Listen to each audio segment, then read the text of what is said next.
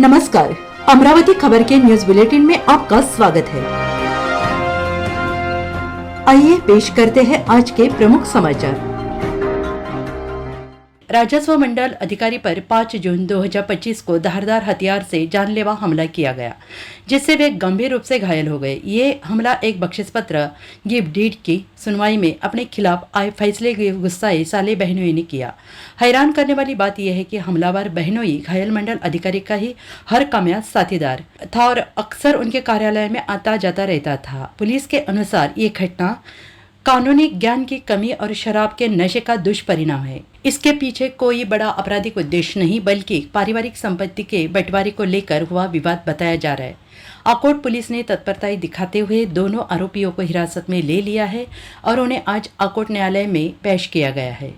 राजस्व मंडल अधिकारी गणेश गोविंद भारती द्वारा अर्ज दराई गई शिकायत के अनुसार भारती अंजनगांव मार्ग पर स्थित तलाटी कार्यालय में अपना काम कर रहे थे।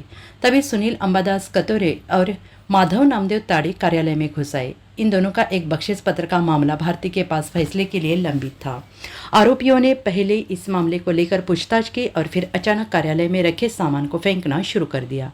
इसके बाद उन्होंने भारती को गालियां दी। माधव ताड़े ने भारती के दोनों हाथ कसकर पकड़ लिए, जबकि सुनील कतोरे ने एक हाथ से उनके बाल पकड़े और दूसरे हाथ से लोहे के कटर जैसे धारदार हथियार से उनके गले पर वार किया।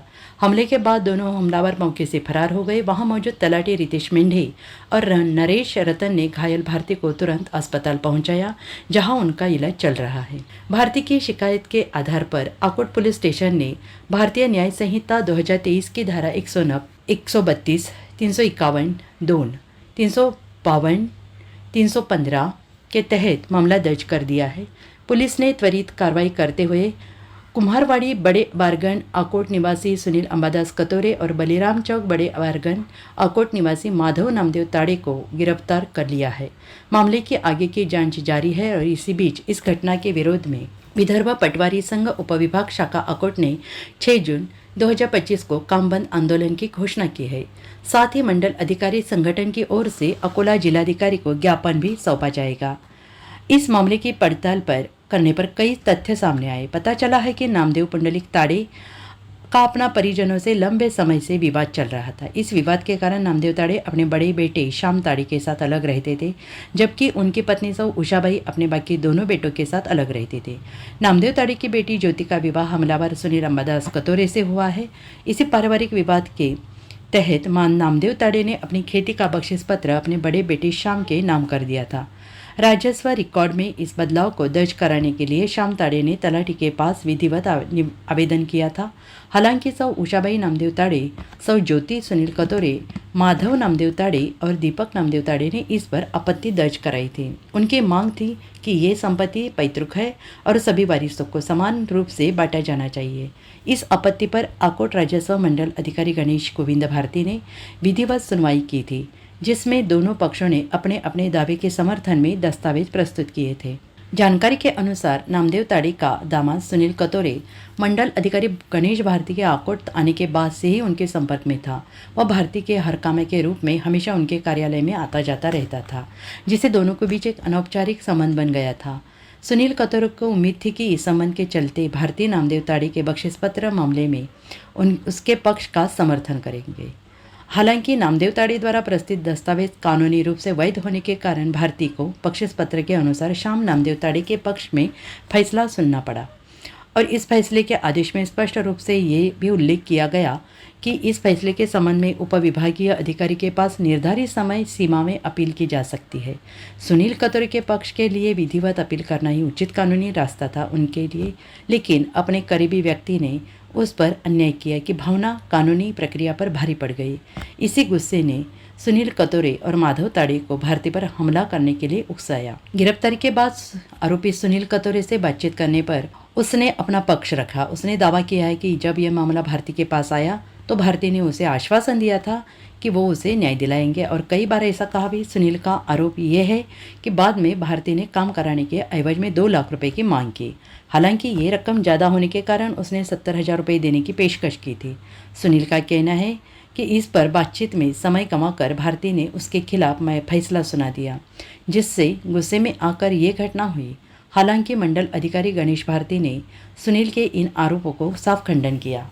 भारती के इनकार के बावजूद जनमानस में उनके बारे में कई चर्चाएं शुरू हुई है। बताया जा रहा है कि आकोट आने से पहले वे मूर्तिजापुर में तलाठी के रूप में कार्यरत थे और इस बख्शिश पत्र की घटना के बाद मूर्तिजापुर में भी उनके कार्यकाल को लेकर चर्चाएं तेज हुई थी।